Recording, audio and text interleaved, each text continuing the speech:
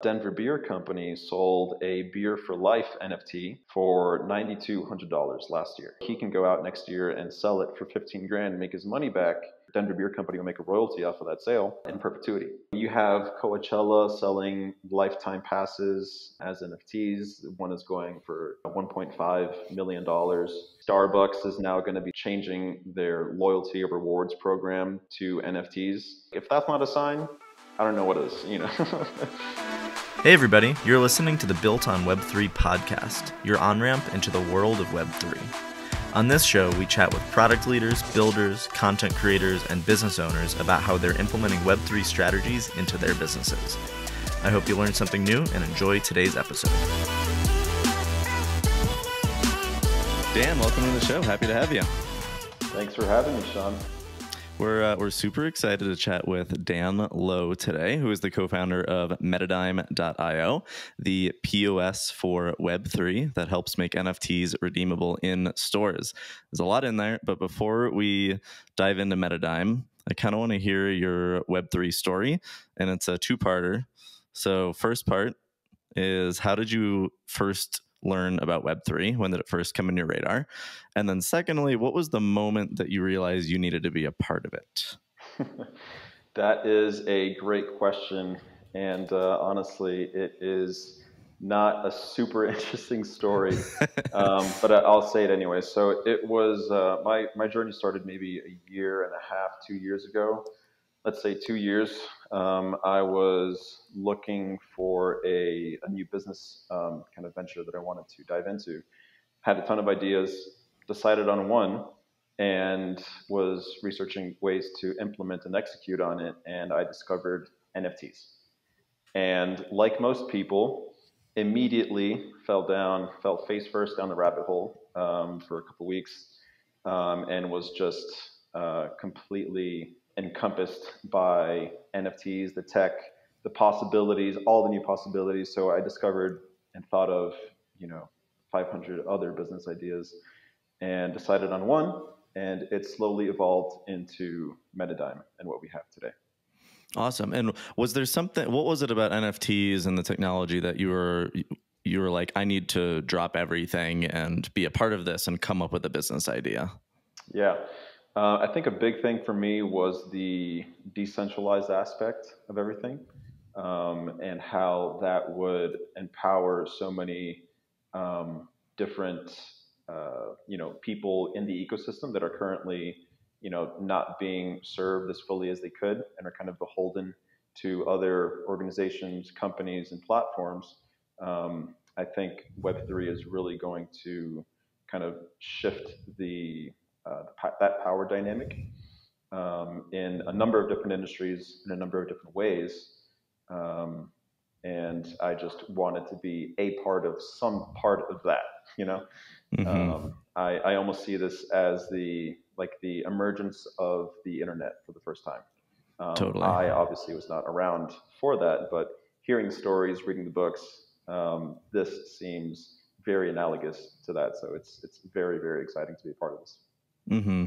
What were you doing at the time? Were you in like a traditional job, like traditional career? Just give us a little bit of background there. Yeah, I believe I was still working in healthcare data migrations. So we were taking data, moving data from big legacy EHR companies like Athena. That's really the only one that's coming to mind right now. They were one of the Epic. Biggest. Epic as well, into one of our partners, which is also another big EHR, but a little more advanced. So traditional company, was working remote and had the time and opportunity to pursue other things, and eventually dropped that in order to pursue this full time. Well, yeah, give us the story then on how you came up with Metadime. You're in this job doing traditional data migration. Where did you go with this Web3 idea? Yeah, it really, obviously, I tried to take the Web3 tech concepts and immediately apply it to whatever was closest to me, that being healthcare.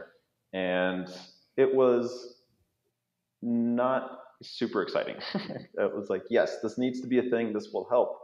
But I'm not, super passionate about this. I'm not completely aware of who I'm going to be helping.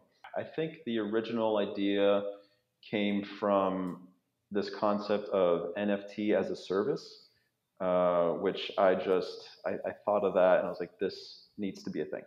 It needs to be almost like commercialized in a way that small businesses, entrepreneurs, creators, things like that can have a way to take advantage of this tech. Because right now, there are more and more solutions popping up nowadays, but without at least a semi-technical background, it's very hard for small businesses and entrepreneurs to take advantage of this technology and use it in a meaningful way for their business.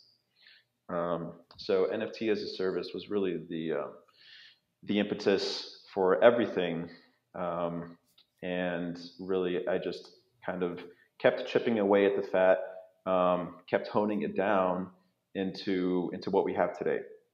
So the grand vision is still pretty big, but we're hyper focused. So the grand vision, like you said, is the point of sale system for Web3. And the focus we have today in order to get there is on memberships and event tickets. We think those are two extremely powerful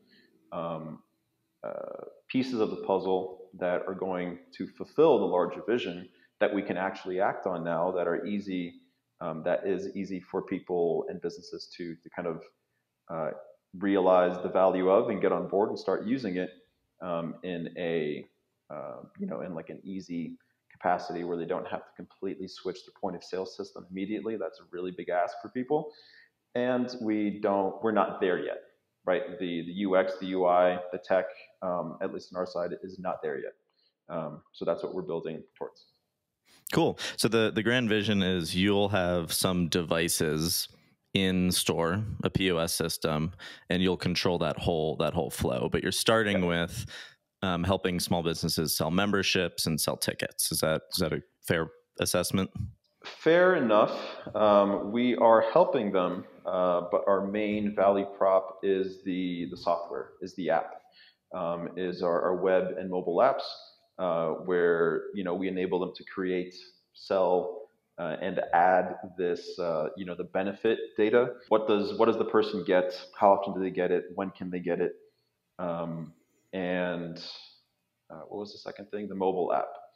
So, so they can make these things, they can make these memberships, they can make the tickets, and they now have a way to scan and verify the members or event attendees to see if, okay, does this person actually own this asset? And then, okay, log a redemption for it today so that they can't redeem it for another 24 hours or, depending on whatever rules they set in place. So I like that you're simplifying NFTs for businesses so that they can directly use it. So, but like the question I have is why now? Like, why is it so important and useful for businesses to use NFTs for tickets and memberships? And then the second part of that question too is, what are some of the challenges that you're coming across? Like maybe even like marketing and explaining it. So, which is probably that's an easy answer for sure. But the first one, the why now, I'm really curious too. Yeah. Why now is the challenges. I can go on for days about the challenges. All good stuff though. So why now? I mean, there are a number of different reasons why. I think the tech isn't really an answer. The tech is there. It's coming along, but what the tech enables the businesses to do, I think, is really powerful, especially now. NFTs enable businesses like that, food and beverage businesses, to do a number of things. They enable them to increase the lifetime value of their existing customers. They enable them to essentially generate a ton of capital on their own terms, as they see fit. So what they're essentially saying with the membership is, we are looking for, and I don't know if this is I think we're still operating like a gray area of the SEC, but we are looking for X amount of money, and we will provide X service for you over Y amount of time. So if you were to take, say, a brewery, they could say, hey, we will provide you a beer a day for an entire year for, $500 or something, where that normally would have, a beer a day would cost, I don't know, $700-800 or more. Now they have some control over, as opposed to going to like a bank or traditional financing options.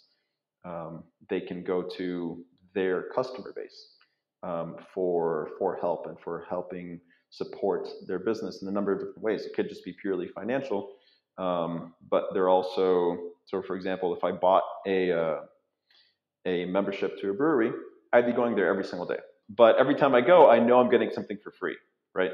So I'm going to go. I'm going to bring my date. I'm going to bring my girlfriend, my friends. Every time we go out, I am incentivized to go out every single day. Every time I do go, I know I'm getting something for free. So I'm going to buy a pizza. I'm going to buy some chicken wings. I'm going to buy another beer or something. So it's right now, I think, a little difficult to kind of quantify the kind of auxiliary benefits that having and selling memberships gives to businesses, apart from just the capital and immediate revenue. The challenge, so I think it's very valuable for businesses, especially now. It's, it gives them this completely new channel for generating revenue, engaging their customers, building brand loyalty, getting your name out there. And as far as challenges, I think to me one of the main ones is the insane polarization of NFTs right now. If I say, hey, I'm trying, if I say any part of NFTs and this is, I want you to give me money, it's immediate like scam, red flag in people's minds. Even if it's something completely novel and built specifically to provide, the most amount of value for them, it is challenging to have those conversations. I think we are still very early. There still needs to be a lot of foundational education, but not only that, I think we need to see better, more, I want to say wholesome, but just not purely money grabbing tactics in a business model, where you're actually trying to provide value, like practical real world value to people and businesses, as opposed to, just selling art for the sake of it and for the sake of generating revenue. Like that to me is not a business model. Yeah, I think that's a big problem right now is everyone is in Web3 and crypto in general. It's just all speculation, right? It's a new NFT project. I'm going to buy it and hope the price goes up so I can sell it in the future. And so I think until we can get past that speculation mindset and people realize that you can have utility behind these tokens is when I think is the next big unlock will be for NFTs. And listening to you talk, it sounds like for small businesses, the main benefits will be basically I can scale on my own terms and like fundraise on my own terms in a way with your platform. So if I already have customers, I can release an NFT and say, ooh, I want to open another location, but I don't want to borrow money from a bank. I'm going to release lifetime beer membership NFTs, raise some money, open the new location. And that also brings that customer loyalty you were talking about, where you bring your friends because you get a free beer every night, and like, why wouldn't you bring people? So that's really cool. Can you kind of walk through, like, let's just say I'm a owner of a wine bar locally here, just one location, and I'm kind of, by the way, yeah, my dream will happen one day. And I'm kind of like a techie, so I know what Web3 is. I maybe dabbled in some crypto, so I'm interested in this NFT thing. Kind of explain what that process looks like for me working with Metadime. So we are primarily a software as a service, right? We're primarily the tooling behind the memberships and tickets. So if you were to come up to us on day one with an idea or at least an intention, say, hey, we want to do this. We'd say, okay, great. And we'd sit down and have a conversation with you, and we would bring in to that conversation one of our partners that is specific to your space, to food and beverage and wine, if we have somebody that has experience with that specifically. So our partners are agencies, they're development, marketing agencies, and consultants that this is what they do. They bring people's ideas and projects to fruition. They are the people that are executing and designing, or brainstorming, designing, having these conversations with business owners and clients, saying, what are your business goals? What are you trying to do?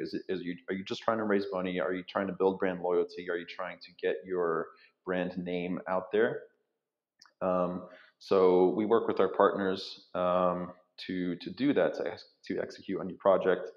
And once you have an NFT collection, say you were going to sell a collection of 1,000 year-long memberships, all we would need is the smart contract address for that collection, and then we would import it into our system. You tell us what do the owners of this NFT get, and you would specify there. Okay, they get one Merlot every day, or once a week. Maybe they get one red, one white, or something. And they can only redeem it twice a week, and it expires on December 31st, 2022. And then we import it, and you are essentially ready to start scanning. You would just download the app. You would subscribe to Metadime, and log in and start scanning your memberships. And what does that look like so I'm the owner or the waiter and I scan it? What happens? Like, what am I looking at? What am I looking for? Yeah. So in our app, the business would go to the scanning screen. So we'll just open up the camera, have some sort of scanning animation, and a member or event attendee would walk up to, or be seated at a table, and they would show you their wallet, their public wallet QR code. So in any wallet, wherever their NFT is, in their MetaMask, Coinbase, Alpha, Trust Wallet, whatever it may be, they all have the same feature of pulling up their public wallet address QR code.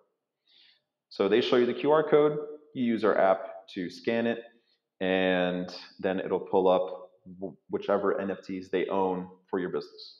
They could own one or multiple. If they don't have any, then it'll just return an error saying this person doesn't own anything.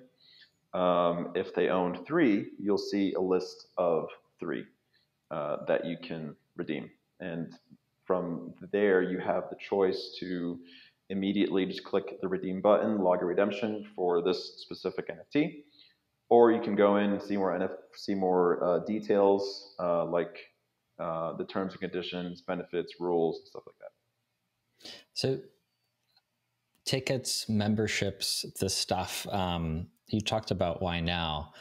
Hopefully I promise I'm not like an NFT hater or anything like that. I'm a big fan of Web3, but like, why, to help explain to like businesses, why like can't you do this without an NFT? Like, why is an NFT so valuable and so important here? Like, what does that allow you to do differently than, I don't know, the other ways that you can do the same thing, memberships or tickets?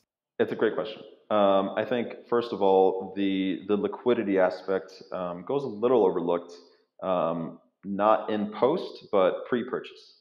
So if I am if I'm looking for a gym membership or something, and they're all roughly the same price, and I'm like a transient person, I don't know if it's a good way to describe it, but let's say I move around a lot, right? And I don't know if I'm going to be in town for a month or 6 months or a year. So before I purchase this thing, I would like to know what are my options for getting out of it. Do you prorate the amount? Do I get any sort of refund or recourse if I, decide to leave town? And I don't want to be kept, um, I don't want to be, for lack of a better word, chained here just because I have a gym membership. So the liquidity aspect, I think, would enable more purchases of these high value assets, because you're selling them for upwards of a couple $100s to a couple $1,000, depending on what business, what benefit you get, how long the benefits last. So, for example, Denver Beer Company sold a Beer for Life NFT for $9,200 last year. So the gentleman that bought it, one, was a regular at the business, and two, was heavily into crypto. So he knew what was going on. He knew like what this was, and sure, he loves beer. He loves Denver Beer Co. That was clear from the get go. But he also knew that this thing has the ability to, one, appreciate in value, and two, I can capture some of that value into the future. So he can go out next year and sell it for 15 grand, make his money back, and Denver Beer Company will make a royalty off of that sale in perpetuity. But that's assuming, or rather, if that wasn't an NFT, you would be, I think he would have been a little more, say, skeptical or hesitant to make that purchase if he had no, liquidity or option to sell it, albeit on a private or public market. So that's one thing. So that's cool. So you're basically, instead of almost making it the businesses or the vendors' problem, as to be like, hey, now I want to return this, I need to prorate this. Like could be a one-way transaction from the brewery or Sean's wine bar to the patron, to the customer. And then the customer, if they want to do whatever they want to it, they can do whatever they want to it. But the business doesn't have to deal with it, and they make money, actually, like more money off of each subsequent transaction thereafter.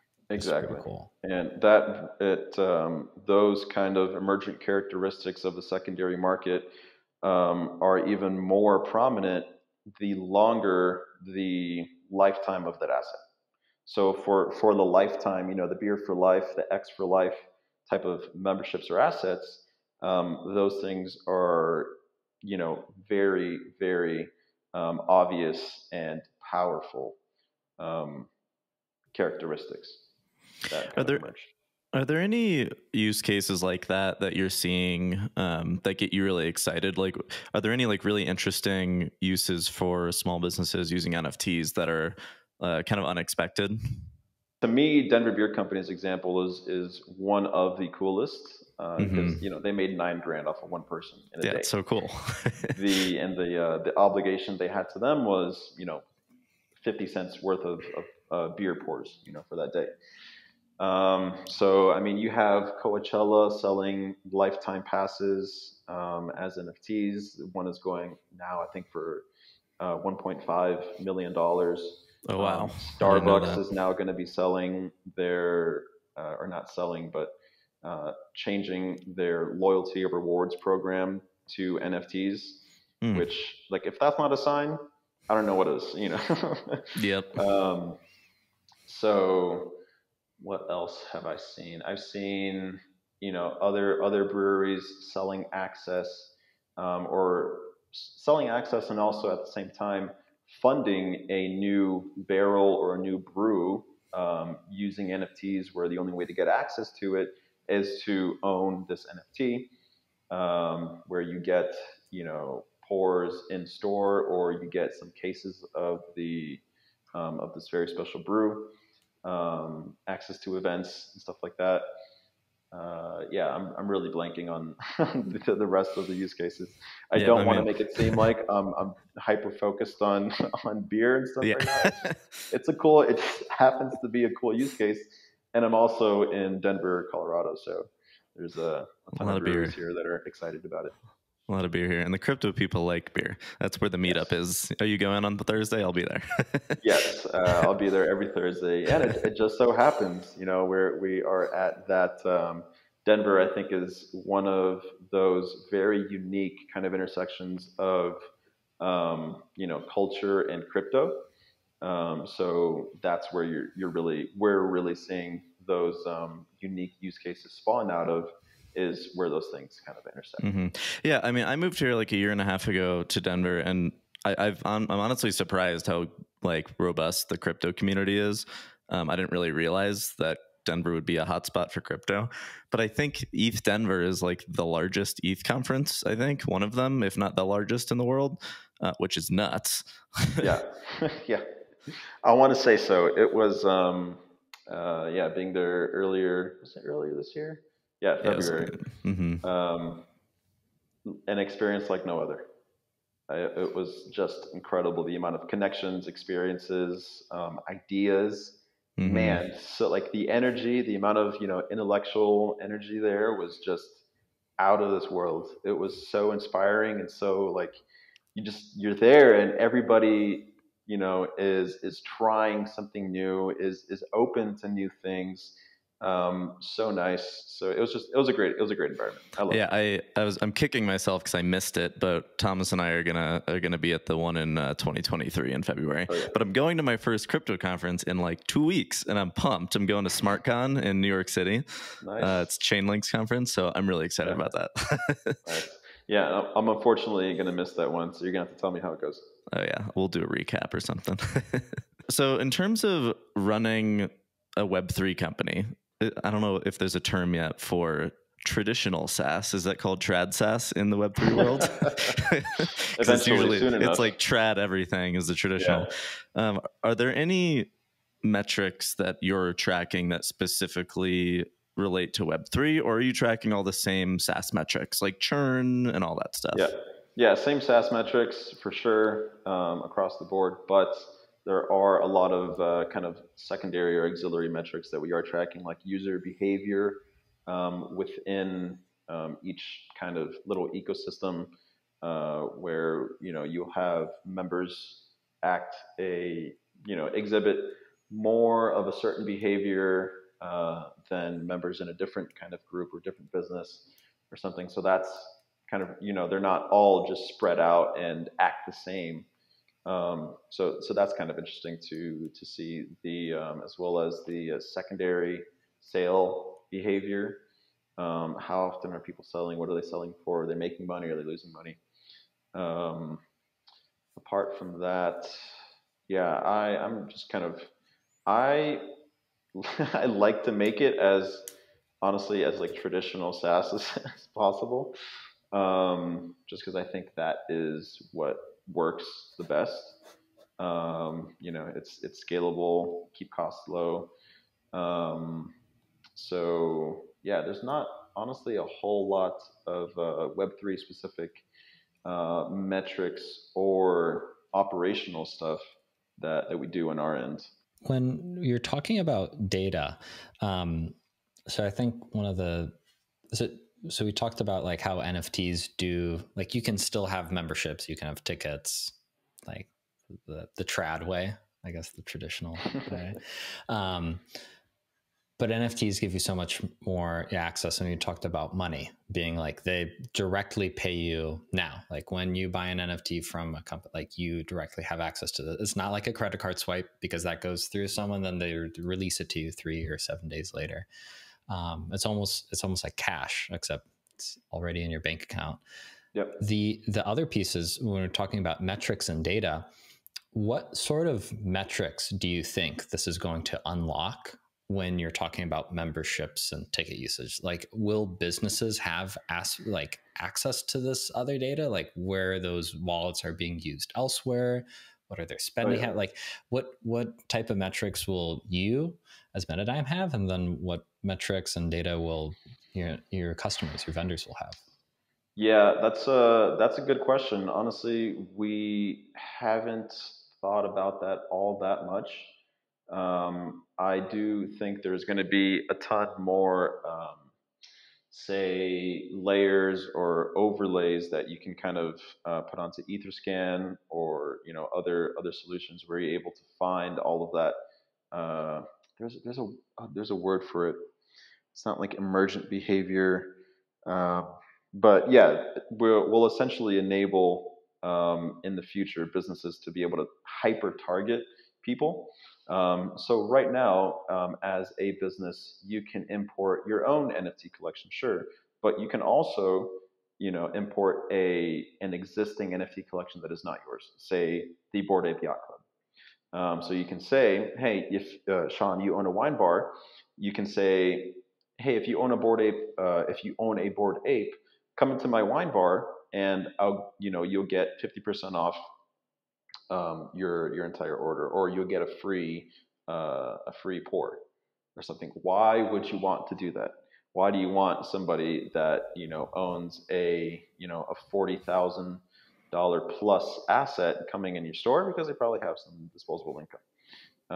Or you can even get hyper specific on really anything. If they own an NFT that is potentially means a certain thing, like I don't know, has some cultural or societal or environmental affiliation, you can show support for those people and those projects by doing that. I not even sure if I'm answering your question right now. I completely forgot what the question was. Can you remind me, please? It was around like what data does do NFTs unlock for both you, Metadime, and for your vendors? Yeah. Right. There is a lot more. Rather, I'm not even sure if it's going to be a lot more, considering we have, the advertising industry is so big. But I think all of that behavior data, the user and behavior data that we are already generating as consumers and buyers of products, that's just invisible to us right now. We don't see it. Facebook sees it. Instagram sees it. Google sees it. We don't see it. So I think Web3 is going to at least enable access or more democratize access to that data, make it a little easier for people and businesses to access and start making actionable decisions on, as opposed to just the owners of that data, like Facebook and like the Googles, Facebooks, all those big guys. Yeah. Yeah. So there will 100% be more data, but the data that we are already generating will be easier and more actionable, I think, for people. Something you said in there sparked a funny idea. So you said you can bring in someone else's NFT collection. So if it's Sean's wine shop and Thomas's wine shop, I could theoretically bring in Thomas's wine shop NFT collection and say, if you own his NFTs, I'll give you a free drink. Yeah. 100%. That is amazing. I love that. That is so cool. Yeah. I think the trick there is knowing how to market that. Yeah. Right. Yeah. Without like looking like a total asshole. Yeah. But in theory, it's definitely possible. Interesting. On that idea of like, hey, if you have this NFT or that, and tickets, I think you mentioned this in one of like your other podcasts or interviews, like ski passes, and that being, but see, ski passes aren't like, so explain this. Ski pass identified with a person. Like, I know you have an image and it's like, hey, like only you can use this. If it's an NFT, now you kind of de-identified. So the picture, the kind of name is no longer there. How would like an NFT like work there in that like special edge case, or how can I prove that, hey, like I really am a part of Sean's wine bar and I really want to get, this. Yeah. So yeah. That's a good one. I think there comes a point where the business logic makes more sense than the tech does. So ski passes, I think, are definitely a niche use case.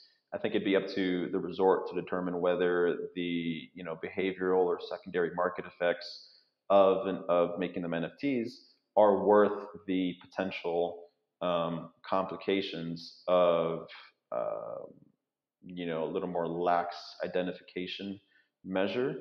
Um, yeah, because you could, even if it was, if you had the private keys to a wallet on your phone and had to sign a transaction, you could just give your phone to somebody.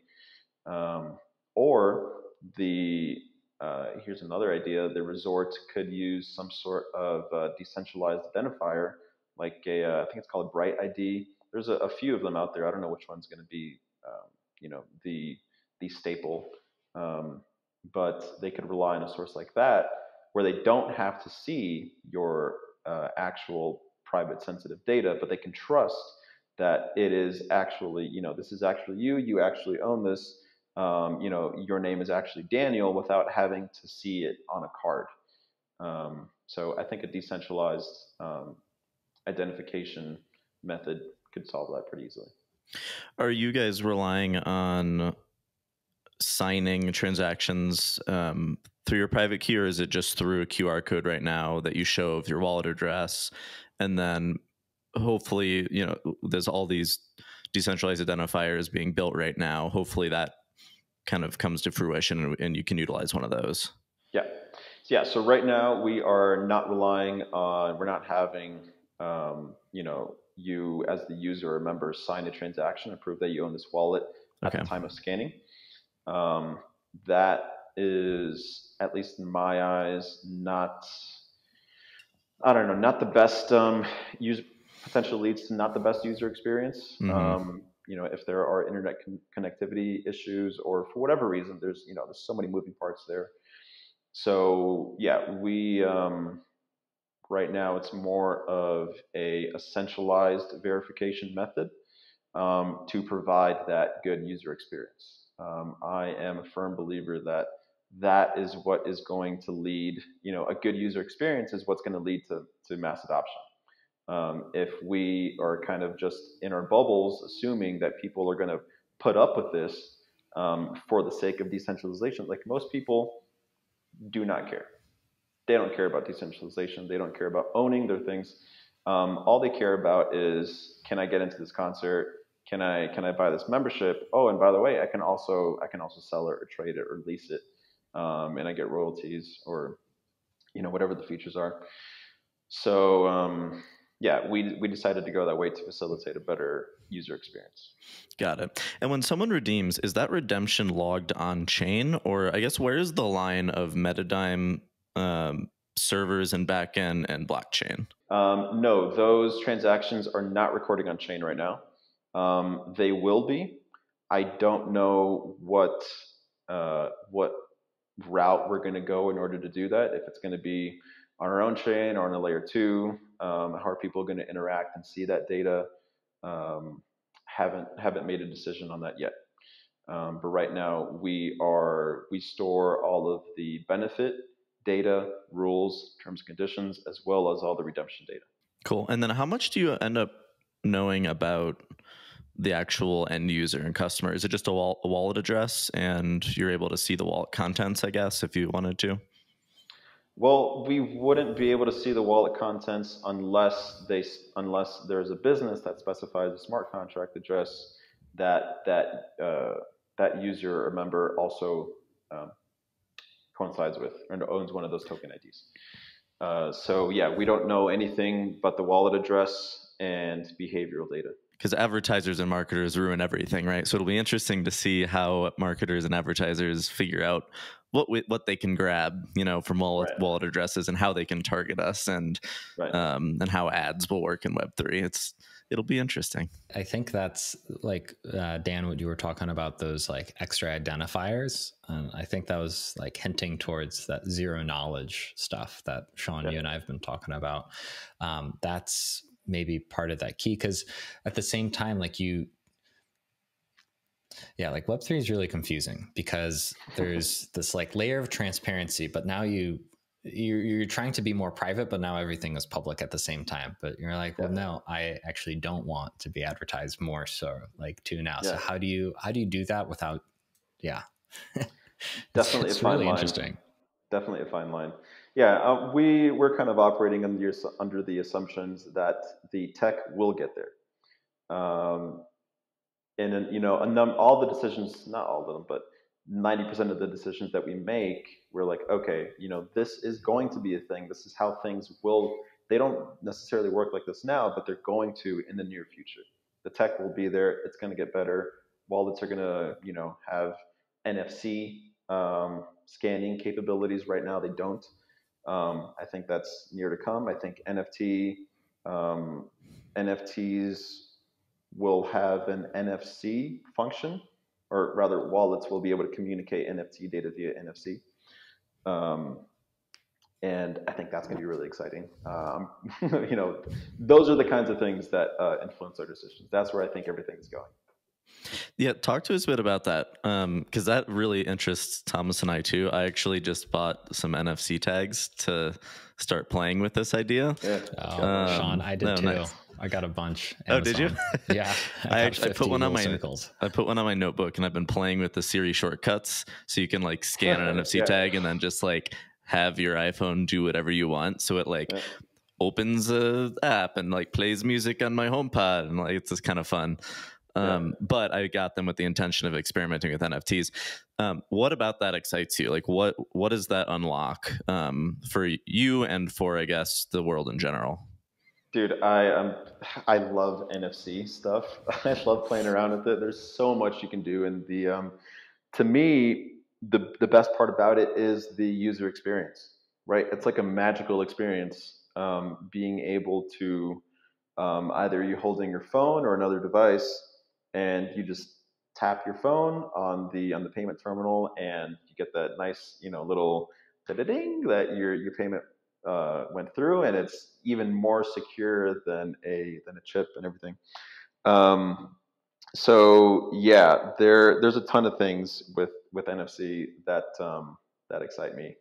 One of my first, prior to getting where we are today, one of my first ideas was doing NFT cards.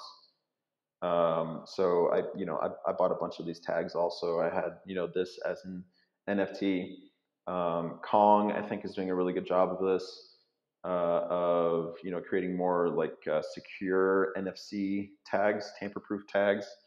Um, I just I think it's going to enable a whole new level of amazing user experience. That's the gist of it. Did you say NFC cart or card? Cards, like cards. Plastic cards. I see. And specifically, what do you mean by that? So, like the way I kind of envisioned it, or I built like a really quick kind of MVP for this, was to kind of get around the mobile wallet challenge with the mass population. I thought businesses selling NFC cards that contain an NFT would be an easier on-ramping process for them and their buyers. So I had NFT cards that corresponded to specific NFTs, and using our app, you can just scan the card, and it would pull up the same information. Oh, this is this NFT. You see the image.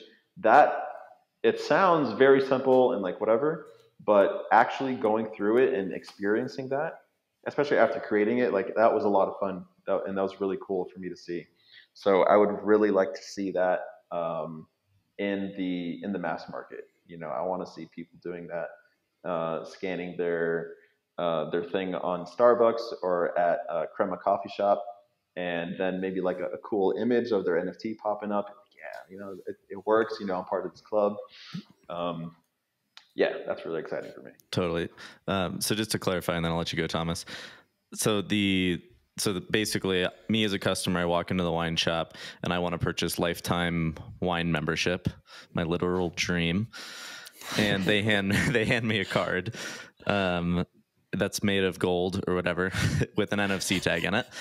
Yep. And this card, all it is it represents some NFT that I own on chain, right? Yep. And that's what I use for the store to scan and say, oh, this is his. Yeah. Okay. And that's still technically possible now, but I don't think we were equipped enough back then. Now we probably are to make those to make them secure. And because it was a very kind of like low tech solution at the time. Yeah, because you could like read data from NFCs and just copy them. But yeah, now I was looking at this too. There's ways to stop that, I guess. There's ways to get around it. Yeah. Or rather, there's ways to make it more secure. Even if you have a super secure chip, you can make it, like that you only write to it once, and if you try to rewrite it, it won't let you. There's a few different things you can do, but yeah, I can't wait to finish building all of this so I can get back into NFC because I think that's like the coolest stuff. Well, so that was where I was actually going to go, was like, well, can't you read from these NFCs and then like see the data and then try to rewrite that to something else? Or even what MetaDime does right now with the QR codes. Can't I just like screenshot and then like share it? And like, would that work too? Or how do you prevent? The way it worked was the tag was encrypted, so you could read the encrypted message, but you don't know what to do with that. You don't know what that means. It doesn't say, it doesn't display all the NFT data. It's just like an encrypted hash, and then that hash is then and then we ingest that, and the MetaDime has the decryption key. Yes. Gotcha. And is that like a unique hash every single time, or okay? Well, every time a card is generated, it'd be a unique hash.